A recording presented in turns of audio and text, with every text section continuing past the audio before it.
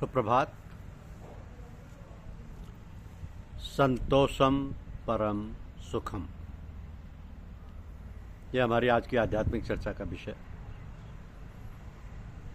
संतोषम परम सुखम।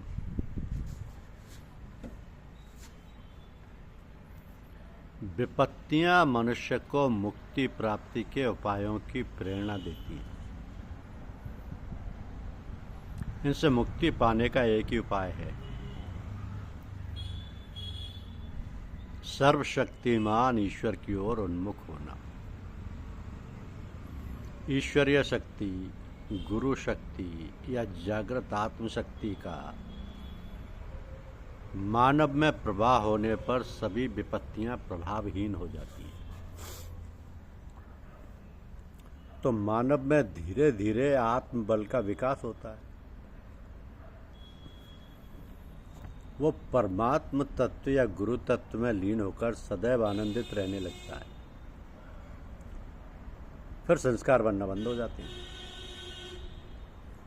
तो मानव के सब कार्य परमात्म भाव से परमार्थ में होने लगते हैं।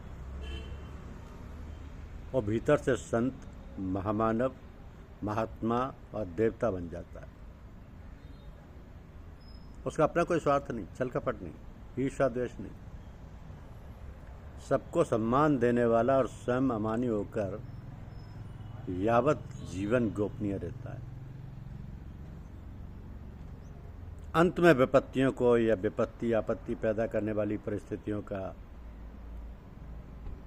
आभार नहीं भूलना चाहिए। जो परम तत्व या आत्म तत्व जागृत कर शांति और प्रगति पथ पर अग्रसर होने में सहायता प्रदान करती है।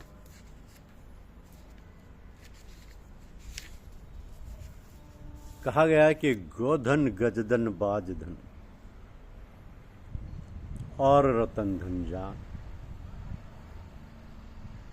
और रतन धन खान। जब आवे संतोष धन, सब धन धूरि समान। तो रामराज्य में सभी लोग अपने अपने धर्म का पालन करते हैं। किसी को किसी प्रकार का संताप नहीं होता, किसी से कोई शत्रुता नहीं करता। आलस्य व प्रमाद से दूर रहकर सभी उद्यमशील रहते हैं।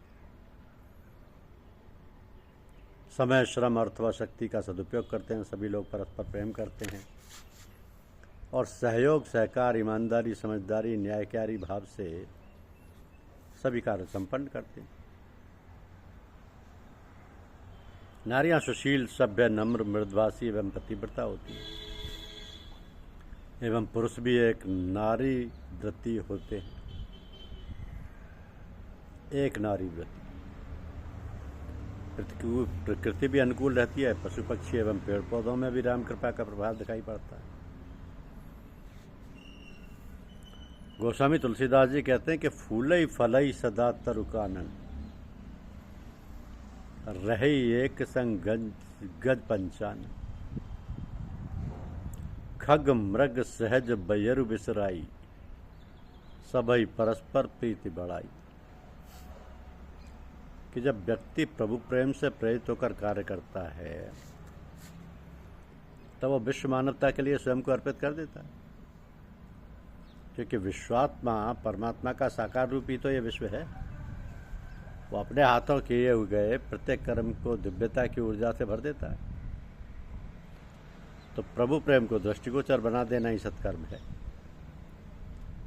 भगवत प्रेमी की भगवान भी चिंता रखते हैं और अपने भक्त, सत्संगी या अभ्यासी या साधक के समस्त सांसारिक दुख दूर करते हैं।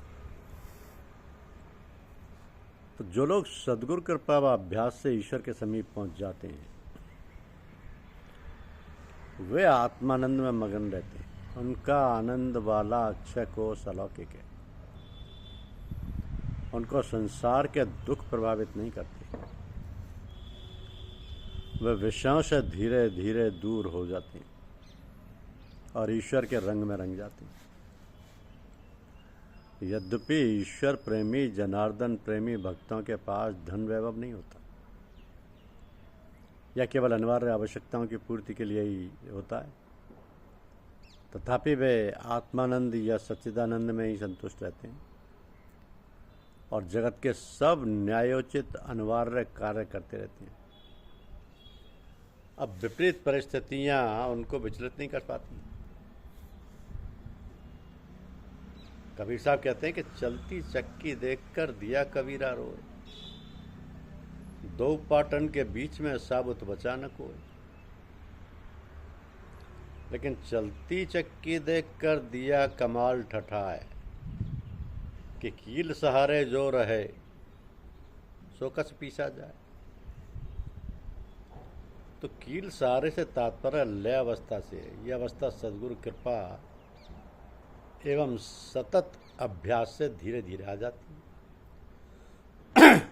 तो जल्दबाजी ना करें, एकदम से कुछ नहीं होता।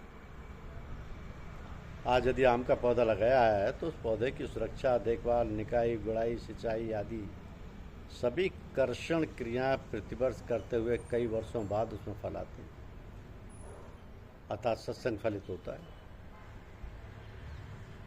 कबीरदास जी कहते हैं कि धीरे धीरे रे मना, धीरे सब कुछ हो।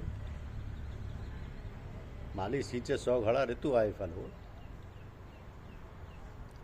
सत्संग फलित होने पर अपने आप ये स्थिति आती है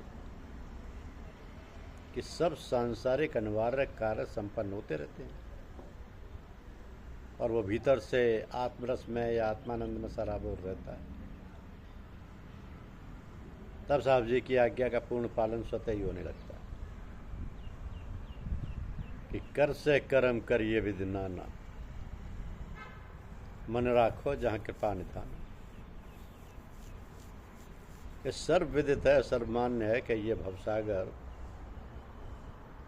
या जीवन विभिन्न प्रकार की उथल पुथल, आपदाओं, विपदाओं, दुखों एवं तनावों से भरा हुआ है।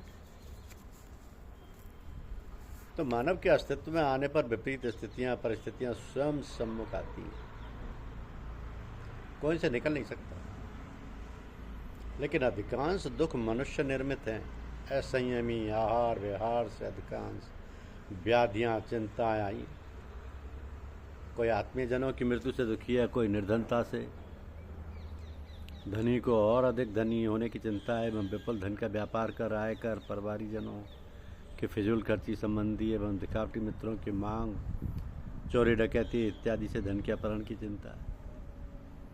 कोई दुर्जनों से दुखी है। ये सही है कि अवतारी पुरुषों, संतों, महात्माओं सबके सामने विपत्तियां आई, दुख उठाने पड़े। प्रारब्ध से आई विपत्तियों का भी जीवन में विशेष स्थान है। यदि दुख न होते तो मानव का ध्यान पूर्ण शांति की ओर ही नहीं जाता। धन्यवाद। YouTube चैनल को लाइक और सब्सक्राइब अवश्य कीजिए। शुक्रिया।